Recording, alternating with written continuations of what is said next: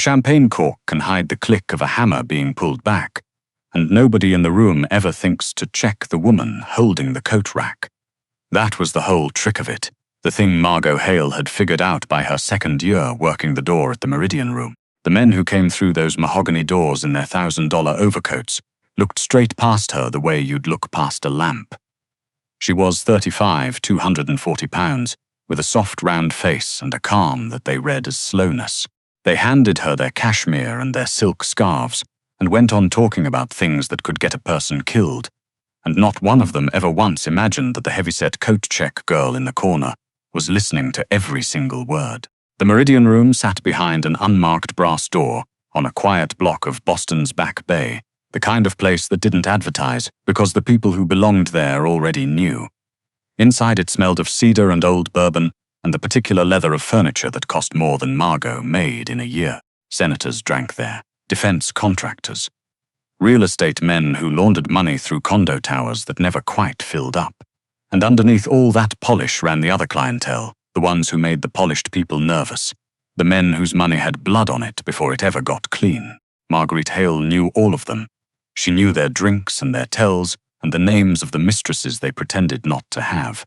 She knew because she was invisible, and she had stopped fighting that a long time ago. Invisibility, she'd decided, was a kind of armor. You couldn't be a target if nobody believed you were in the room. On a raw Thursday night in March, with sleet ticking against the windows like fingernails, the man they all feared most walked in at 9:15. Dominic Vasari didn't make an entrance so much as he changed the pressure of a room by stepping into it.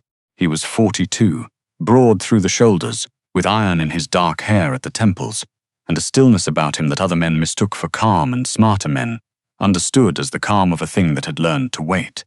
They called him the Wolf of the North End, though never to his face. He ran what the newspapers liked to call the Vasari Organization, through a freight company and 3 restaurants and a chain of dry cleaners, and he had survived 20 years in a business where most men didn't see 30 by being the most patient predator in any room he entered. He shrugged off his overcoat without looking, the way powerful men do, trusting that something would be there to catch it. Margot caught it. The wool was still cold from outside and smelled faintly of his cigarettes. "Evening, Mr. Vasari," she said quietly, and he gave her a small nod, the kind he gave everyone, automatic. But this time he paused, just half a second. "Margot, right?" She blinked. "Yes, sir. You remembered my brother liked the Macallan 18 last month. He mentioned it," said the girl at the door, fixed it before he asked. A thin, almost smile. He doesn't compliment people so. "Thank you." And then he was gone into the back lounge with the green-shaded lamps, and Margot stood there holding his coat with a strange warmth in her chest, because in 2 years not one of these men had ever learned her name on purpose. The woman on his arm had not paused at all. Vivienne Cross moved through the world as though it had been built as a setting for her, which in some sense it had. She was tall and pale and architectural, a gallery owner with a laugh she could turn on and off like a tap, wearing a column of dove-grey silk that probably cost what Margot's mother had made in a season cleaning offices. She was Dominic's fiancée of 14 months, and she draped herself against his side with the practiced devotion of a woman who had studied devotion the way other people study for the bar. She handed Margot her wrap without a glance, the way you'd hand something to a hook on a wall. Margot took it, and in the half-second of the handoff, she saw 3 things, because seeing was the only thing she'd ever been good at. She saw that Vivienne's pulse was hammering at the soft hollow of her throat, far too fast for a woman walking into her own fiancé's club. She saw that Vivienne's eyes, the moment they left Dominic's face, went hard and frightened and swept the room once, fast snagging on the long bar in the back before flicking away. And she saw when Vivienne's clutch fell open against the coat check counter for just an instant, the lit screen of a phone, and a single word in a grey text bubble, the kind of word that means nothing on its own and everything in the right room. Set. Margot hung the wrap on the brass rod with hands that had gone slightly cold, and she told herself she was being ridiculous, and she did not believe herself for a second. She started watching the way she'd taught herself to watch. The Meridian Room had a rhythm, and Margot knew it the way a sailor knows water. She knew which regulars came on, which nights, which waiters worked, which sections, which corner of the bar belonged to the lonely widowers, and which to the men who came to do business pretending to drink. And tonight the rhythm was wrong. There were two men at the end of the bar she had never seen before.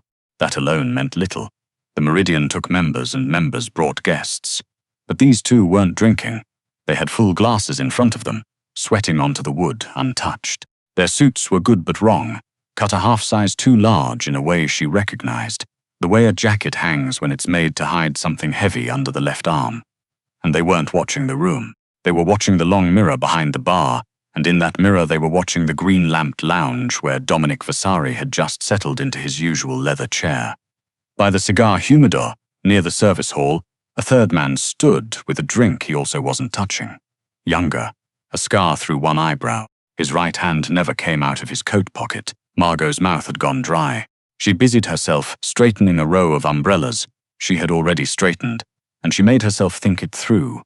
Slow and clean, the way she used to work a ledger, before she dropped out of the forensic accounting program because she couldn't afford the last 2 semesters, and her mother got sick. 3 men positioned, 1 at the humidor by the only service exit, 2 at the bar with the sightline to Vasari's chair. A girlfriend whose phone said set and whose eyes wouldn't stop checking the bar. And Margot remembered, suddenly and completely, a story that had run in the Globe 8 weeks back. A body pulled out of the harbour in Charlestown, an Albanian crew out of Chelsea named Berisha, pushing hard into territory the Vasari family had held for 30 years. There'd been a sit-down. There'd been a truce, supposedly. There was no truce. There was a man in a back lounge swirling his bourbon, completely unaware that the room had been arranged around his death, like a table set for dinner, and the woman who loved him had set the table herself. Margot looked at Dominic Vasari through the doorway. He was alone now. Vivienne had risen, was saying something light, touching his shoulder. She watched Vivienne walk away toward the powder room with that gliding gallery opening grace, and she watched Vivienne pass the bar, and she watched the smallest man at the bar catch Vivienne's eye and receive in return the smallest possible tilt of her chin. Yes, go. It snapped together in Margot's head with a click she almost felt in her teeth. Vivienne was getting clear. The instant those marble powder room walls were between her and the gunfire, the men were going to move on the lounge, and Dominic Vasari, who had thanked a coat check girl by name 20 minutes ago, who had once, last Christmas, left an envelope at the door with $2,000 in it, and a note that said for the staff who get forgotten. That man was going to be dead before his bourbon got warm. Margot made the decision the way she made every real decision in her life, quietly and entirely alone, with nobody watching. She was not going to let it happen on her shift. The cleanest thing about being invisible is that you can move. Nobody clocks the coat check girl crossing toward the service hall. Nobody wonders why she ducks behind the host stand and tears the top sheet off the reservation pad. Her hands were shaking and she made them stop. There was no time to be careful with words. If she walked up to him and whispered, his face would change. And a man like Dominic Vasari's face changing was a thing trained killers were watching for. They would read it in a heartbeat, and the timeline would collapse, and the shooting would start right there with her standing in the middle of it. She pressed the slip of paper flat against the host stand and wrote in hard square capital letters, fast, no wasted strokes. Vivienne sold you there in position. 2 at the bar, 1 at the humidor. Go now. She folded it twice, small enough to vanish in a palm, and she walked into the lounge the way she walked everywhere, slow, heavy, unhurried. A large, plain woman doing her small, unremarkable job. She picked up the empty rocks glass from the table next to his on the way, so her hands would have a reason. The air in the lounge had changed. She could feel it. The good kind of quiet had gone out of it, and a different kind had come in, the held breath quiet of a thing about to break. The 2 men at the bar had set down their untouched drinks. The younger one by the humidor had shifted his weight onto the balls of his feet. Margot reached Dominic's chair, and her wide body, for 1 full second, stood square between the bar and the man in it, blocking the line clean. "Freshen that for you, Mr. Vasari?" she asked, and her voice came out level, almost bored. "Exactly right." He looked up. "Sure. Thank you, Margot." And as she reached for his glass, she pressed the folded paper against the cool crystal base with 2 fingers and slid it under the rim, against the napkin, and she did not break his eyes, and her round, flushed face wore none of the soft service smile he'd have expected. Her eyes were wide and flat and deadly serious, and she held his gaze for 1 beat, 2, and gave him a single slow nod, and then she turned her broad back and walked away with her hips swaying in a forced, easy rhythm, every nerve in her body screaming. From behind the host stand she watched his hands. Dominic Vasari had stayed alive in a world that ate men whole, and he did not gasp, and he did not look over his shoulder, and he did not so much as blink wrong. He picked up the glass, took a slow swallow, and as he set it down his thumb swept the folded paper into the cup of his palm. He unrolled it below the table's edge, hidden by the long fall of the cloth. She counted. 1, 2, 3. She saw the exact instant the words went in. It was nothing, a tightening of the muscle at the hinge of his jaw, a single small thing, but the whole architecture of him reorganized around it. The relaxed man melted off him like wax. What was left was coiled and cold and aware. He did not reach for a weapon. He reached, instead, into his breast pocket for his phone, and he typed something with one thumb, his face arranged into perfect indifference. And Margot understood that he was calling his own people, that the message had landed and the wolf was awake. Across the room, Vivienne came back from the powder room, gliding, smiling, her color too high.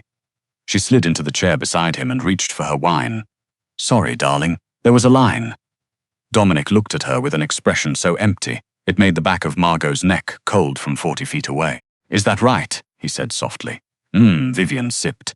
Her hand was trembling badly enough that the wine shivered against the rim. "You know," Dominic said, in a voice like velvet laid over a razor, "I was just thinking about your brother, Theo. How's he doing with the people he owes up in Chelsea?" Every drop of blood went out of Vivienne's face. Theo's fine. Why would you?" "Because I heard he borrowed deep off the Berisha crew and couldn't make it good," Dominic said, leaning in, lacing his fingers together with terrible patience. "And I heard the only thing a man like that has worth cancelling a debt that sizes information. Access. A door left open, his dark eyes never left her. Tell me I heard wrong, Vivienne." Vivienne's breath came apart. Her eyes leapt, helpless, panicked, across the room toward the bar, and made one full second of contact with the scarred man at the humidor. That was all the confirmation the wolf needed. What happened next happened in under 4 seconds, and Margot would replay it for the rest of her life. Dominic's left hand shot across the table and closed in the grey silk at Vivienne's throat, and he hauled her up and forward, turning her body into the path of the bar, using the woman who'd sold him as a shield, just as the scarred man's hand cleared his pocket with a stub-nosed pistol coming up. "Down!" Margot screamed, and her voice was enormous. It shattered the cathedral hush of the place into 1,000 pieces. Then the room came apart. The first shot was a flat, ugly cough through a suppressor, and it blew apart the bottle of mineral water on the table where Dominic's chest had been a half-second before. He flung Vivienne backward into the 2 men charging up from the bar, and they went down in a tangle of her flailing limbs and their own momentum. And in the same motion, Dominic came up out of the chair with a compact pistol that had been at his ankle, and he did not fire wild. He fired like a surgeon. 2 rounds, 2 men down, screaming and clutching their knees, and the beautiful smoky room was suddenly all shrieking and overturned tables and the smell of cordite. Margot had thrown herself behind the host stand. She heard the scarred man's gun cough twice more, heard wood splinter, heard the heavy double doors of the lounge bang open as men in dark coats poured in from the street. Dominic's people, the ones his thumb had summoned, and then there was a short, brutal flurry of sound, and then there was no more shooting at all. Only the high ringing aftermath and the weeping of a senator under a table, and the wet groaning of men who had come to kill and gotten broken instead. When Margot lifted her head, Dominic Vasari was standing in the center of the wreckage, perfectly still, his gun hanging easy at his side, and Vivienne Cross was on her knees on the carpet with 2 of his men holding her arms, her grey silk torn at the shoulder, her face streaked black, no longer beautiful at all, only terrified. And Dominic Vasari was not looking at her. He was looking across the ruined room, through the smoke, at the coat check girl rising up from behind the host stand. He found her 3 days later. By then Margot had given a statement that said nothing, collected her last paycheck from a club that would not reopen, and gone back to the cramped 3rd-floor walk-up in Dorchester she shared with a cat named Pretzel and a stack of unopened collection notices. She'd told herself it was over. She'd told herself men like Dominic Vasari forgot the people who helped them the moment the danger passed, the same way they forgot everyone. And that this was for the best, because the alternative to being forgotten by a man like that was being remembered, and being remembered was how people ended up in the harbor. She was carrying 2 bags of groceries up from the corner store when the black SUV slid to the curb beside her. The man who got out wasn't a thug. He wore a navy suit that fit like it had been grown on him, and he held a large black umbrella over the sleet with a kind of patient courtesy. "Miss Hale," he said. My name's Leon. Mr. Vasari would like a word. Her arms tightened around the bags. I've got nothing to say to anybody, police or otherwise. Mr. Vasari isn't the police. A faint, almost kind expression, and he doesn't mean you any harm, Miss Hale. The opposite, he'd like to thank you in person. It would be very much in your interest to get in the car. So she swallowed the fear that was sitting cold in her stomach, and she got in. They drove north for an hour, out of the grey city and into a country of stone walls and long gravel drives and houses set far back behind trees, until they turned through a gate and came up to a great stone house on a bluff over the dark heave of the Atlantic. Leon walked her inside, down a hall hung with paintings she suspected were the real versions of things ordinary people only saw as prints, and opened a pair of heavy oak doors. The study beyond was enormous and warm, all leather and old books, and a fire snapping in a hearth big enough to stand in. It smelled of cedar and bourbon and wood smoke, and by the tall window, looking out at the iron-coloured sea, stood Dominic Vasari in a plain black sweater, looking less like a man the newspapers feared, and more like a king at the end of a long war. He turned. His dark eyes found her, and for the first time in her entire careful invisible life, Margot Hale did not feel unseen. She felt like the only thing in the room that was being looked at, and it was terrifying, and she hated how much of her wanted it. Margot, he said. He crossed to a sideboard and poured 2 glasses of something amber. Do you drink only when I think I might be about to die? The corner of his mouth moved, a real one, brief and surprised. You're not going to die. Not in this house. You have my word. He held out a glass and she took it because her hands needed something to do. The bourbon went down like a lit match and warmed her from the inside out. I had someone look into you, he said, settling back against the edge of a massive desk. Marguerite Hale, 35. No record. 3 years and 1 semester toward a degree in forensic accounting before you ran out of money to finish it. Your mother passed 2 years ago, cancer, and you cleared her medical debt yourself, alone, working coat check and 2 other jobs. He paused. You have a very small life, Margot. A very quiet one. I like quiet, she said, and heard how defensive it came out. Quiet safe. Quiet saved my life, he corrected, and his voice dropped and went serious in a way that made the fire seem louder. That note. You made the men at the bar. You made the man at the humidor, but you made Vivienne, Margot. That's the part I can't get past. My own people, men I pay more in a year than most folks see in a lifetime, sat in that room and saw nothing, and a coat-check girl read my fiancé's pulse from across the floor. Margot looked down into the amber in her glass. Her hands gave it up, the fingers. People think the face is where you lie. It's never the face. It's the hands. She heard herself and stopped. People talk in front of me, she said more quietly. All of them. Because of how I look. I'm big, I'm plain, I'm not what they picture when they picture a problem. So they get careless. They plan things 3 feet from me like I'm a coat rack. She lifted her chin. I've spent 10 years being a coat rack. You learn a lot being furniture.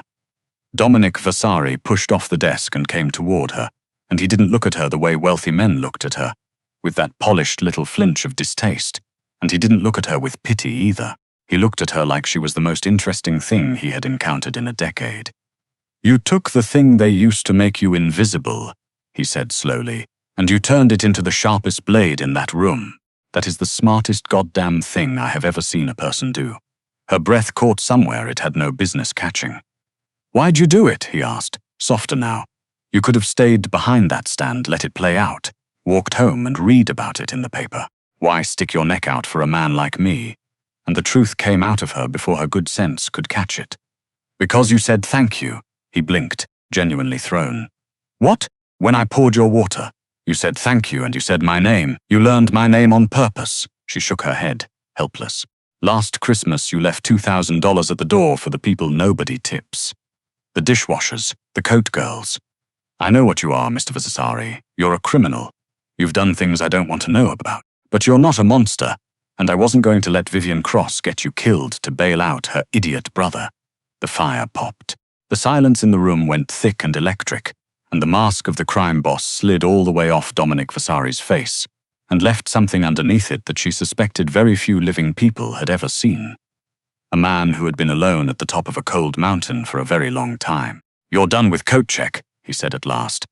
He went back around the desk, pulled open a drawer, took out a checkbook, wrote, and slid a slip of paper across the polished wood to her.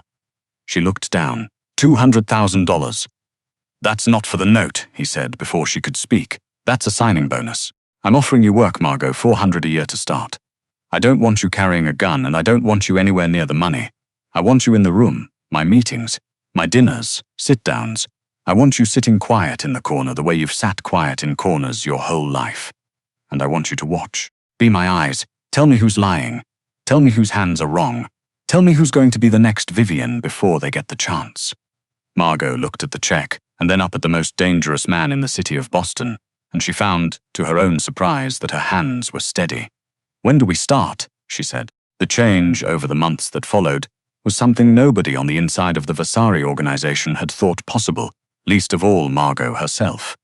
At first the captains laughed. They'd watch a heavy-set, plain-faced woman in a sensible coat follow their boss into rooms where a wrong word got you killed, and they'd smirk at each other behind their hands.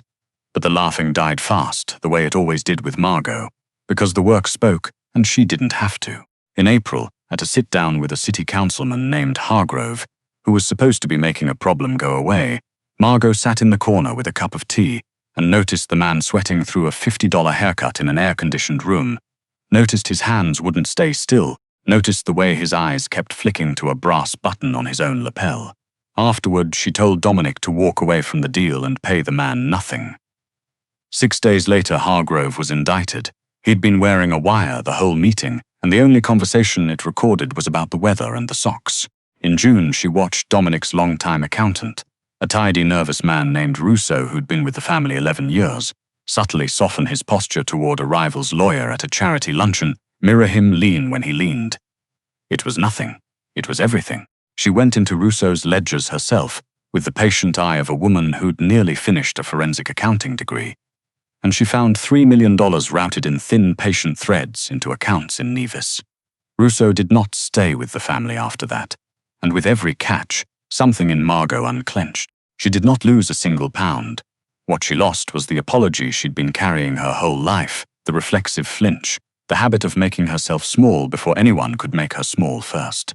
She started taking up the space she took up. Dominic brought in tailors, a small army of them, and put her in custom-made suits and gowns that didn't try to hide her body but built themselves around it like a fortress around something valuable. And she walked into rooms now, and the rooms quieted, and the men who'd smirked began, very carefully, to nod. But the deepest change was the one neither of them said out loud for a long time. It happened in the slow late hours, in the penthouse over the harbor, where they'd go to work through shipping manifests and threat assessments and the endless paperwork of an empire. They'd order bad Chinese food at midnight and drink very good wine and talk until the sky over the water went grey. Dominic Vasari, who had spent 20 years certain that every human being near him was calculating his death, found himself telling this woman about his mother, about the brother he'd lost young, about the kind of tired that doesn't go away with sleep. He found her mind delicious. He found her dry, merciless humor a relief like cold water. And for the first time in his violent, careful life, sitting in a quiet room with Margot Hale, Dominic Vasari felt safe. One night, reaching across the desk for a folder, her hand brushed his, and his hand closed over hers and held it. She went still. "Dominic." He stood, drawing her up to her feet, and the look on his face turned her knees to water. "You spend every waking hour reading everybody else," he said low. His free hand came up and cupped the side of her face. "Have you ever once read how I look at you? I figured you valued my eyes." She got out, her heart slamming. "I value your life," he said. "I value that mind, and I am completely, helplessly undone by the rest of you."